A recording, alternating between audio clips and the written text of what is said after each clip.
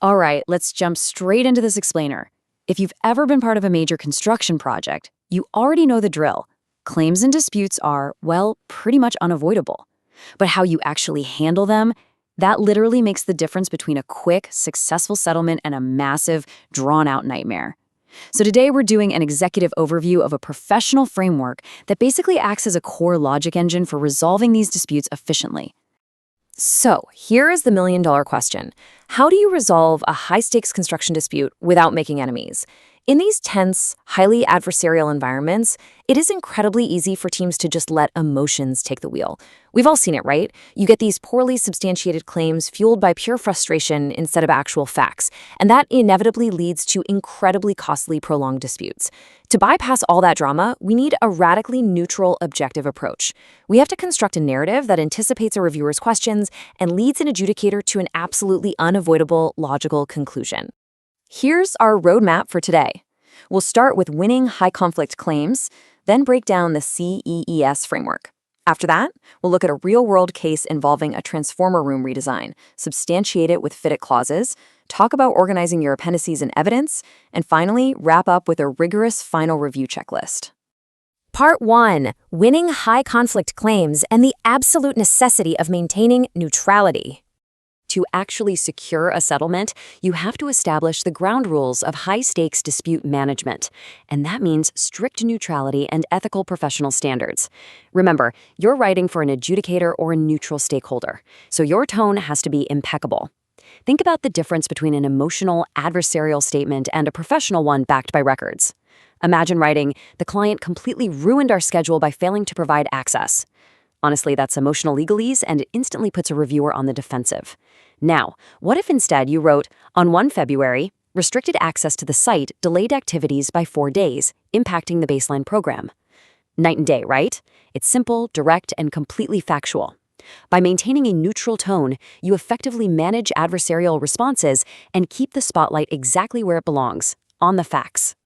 Moving on to Section 2, let's dive into the CEES framework, which is really the core logic engine of your submission.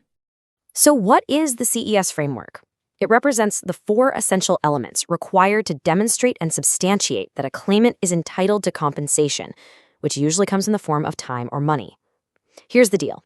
A claim has to be demonstrated, substantiated, and justified to actually get the desired result. You can't just throw your hands up and say you were delayed. You have to lead the reader clearly to a logical conclusion using a solid narrative-based explanation. Let's break down exactly what CEES stands for. First up is cause, the specific event that sparks the claim, like a late instruction. Second is effect, how that exact event actually impacted your schedule or your budget. Third, we have entitlement. This is your contractual or legal right to even ask for compensation in the first place. And finally, substantiation, the rock-solid, hard evidence proving every single statement and calculation you just made. Cause inevitably leads to effect, and entitlement absolutely demands substantiation. If you miss even one of these 4 pieces, a seasoned reviewer is going to reject your claim outright. Section 3. Let's make this abstract concept a bit more concrete by looking at a real-world case study, the transformer room redesign. We're going to apply the CEES framework to the Red Rose Tower project. This acts as our executive briefing. The Red Rose Tower is a massive 16-story mixed-use building, totally packed with highly sophisticated energy-efficient systems. Now, imagine the contractor gets a variation instructing them to redesign the main electrical transformer room. Sounds pretty localized, doesn't it? Well, here's the catch. Without that clean electrical power, they can't test a single piece of the HVAC or mechanical systems for the entire building. A delay in one single room literally stops the whole show. The effect is massive. When you map this out chronologically on a timeline, the cause and effect become totally undeniable. And the best part? You don't have to bury the adjudicator in a dense block of text. On day 1, the engineer issues the instruction for the redesign. That's our cause. Fast forward to day 14, and the contractor issues a formal notice of delay. By day 30, the true effect ripples out. The clean power provision is officially delayed. And then, by day 45, the critical path takes a direct hit because final testing and commissioning of the HVAC system is completely halted. See how laying it out chronologically makes the sequence basically irrefutable? Section 4. Substantiating with fit-it clauses. This is where we prove our entitlement. Okay, once you've established cause and effect, you absolutely must connect your arguments explicitly to the relevant contract clauses and ethical standards. Think of it as building a roadmap that links every single claim straight to the FIDIC standard.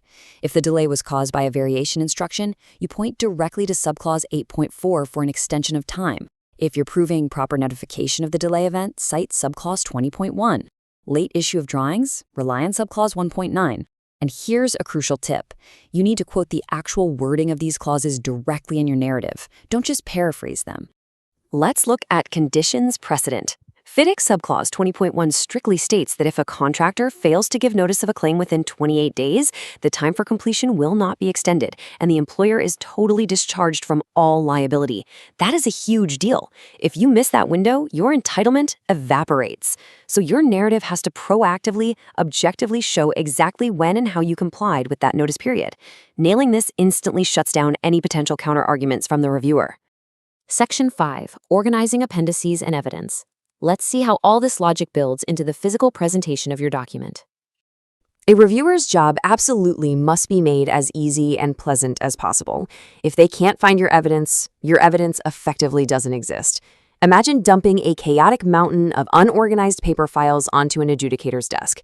Yeah, you've instantly lost their goodwill. It is incredibly frustrating for a reviewer to have to hunt for facts, and disorganized records lead straight to rejected claims. You must create a searchable and perfectly indexed evidence database. The presentation of your claim is just as vital as the logic behind it. So how do we compile this logically? You make it user-friendly by splitting it into distinct volumes. Step 1. Volume 1 is just the narrative, the actual story you are telling. Step 2. Volume 2 contains the exhibits and appendices, the hard proof. Step 3. You use clear dividers for the main sections. And Step 4. Add fly sheets to introduce the individual exhibits.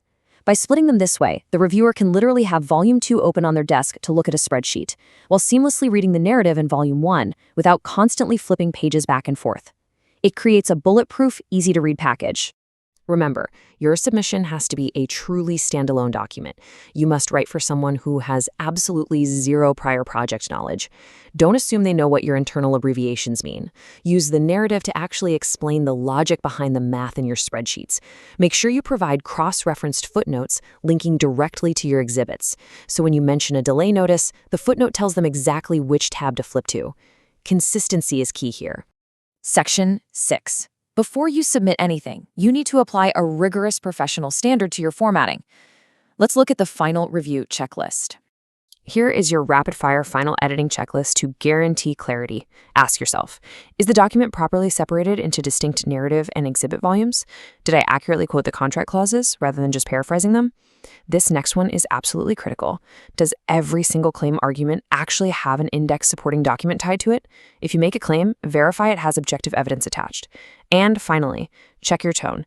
Is the writing style simple, direct, and completely free of emotional legalese? So the biggest takeaway here is this. By utilizing the CEES framework, cause, effect, entitlement, and substantiation, and maintaining highly objective professional standards, you completely control the narrative. You make the reviewer's job easy, and you pave the way for a logical, secure settlement.